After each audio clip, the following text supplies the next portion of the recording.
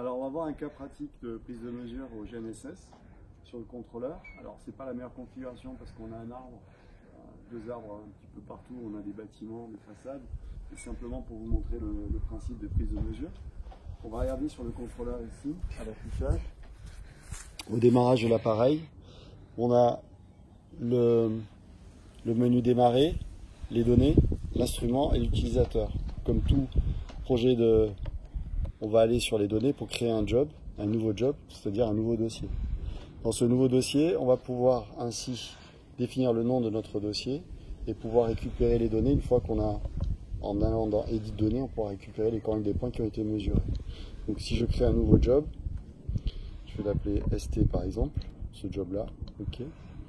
On peut également, le point qui est à haut, l'écran est tactile, importer un fichier DAO, c'est-à-dire un fond de plan AutoCAD qui peut être apporté. On peut mettre en place un listing de code pour pouvoir, au fur et à mesure du levé, apporter de la donnée, une base de données, d'informations sur chacun des points qui est mesuré pour pouvoir ensuite automatiquement générer le dessin. Et ensuite, le système de coordonnées, comme on l'a vu en cours.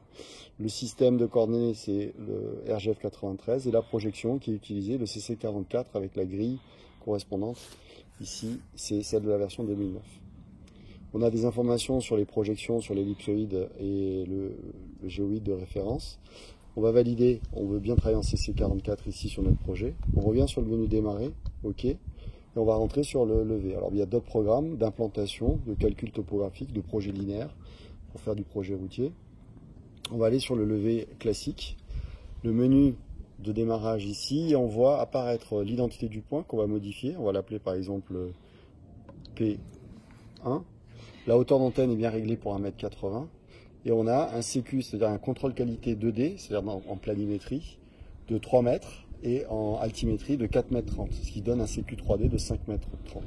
Ce qui veut dire qu'on n'a pas du tout la bonne qualité, on n'a pas les corrections en temps réel pour le moment. Pour pouvoir obtenir la correction en temps réel, on ne va pas lancer les mesures maintenant, puisqu'on pourra appuyer sur le bouton rouge ici, le F1, pour pouvoir assurer les prises de mesure, mais elles ne seront pas de bonne qualité. Pour pouvoir se connecter au réseau de temps réel, on va faire FN Connect, c'est-à-dire FN le bouton vert ici, Connect c'est le bouton qui est en F3.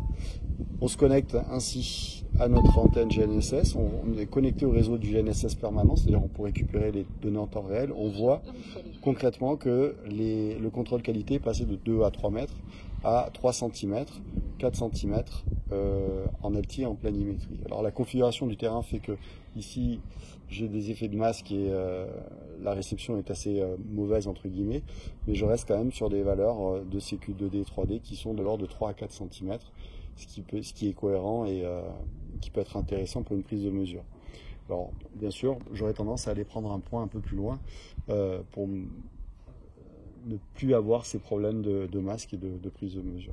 Une fois que les données se sont stabilisées en termes de correction, on le voit au niveau du schéma qui est tout en haut aussi, le petit téléphone avec son éclair.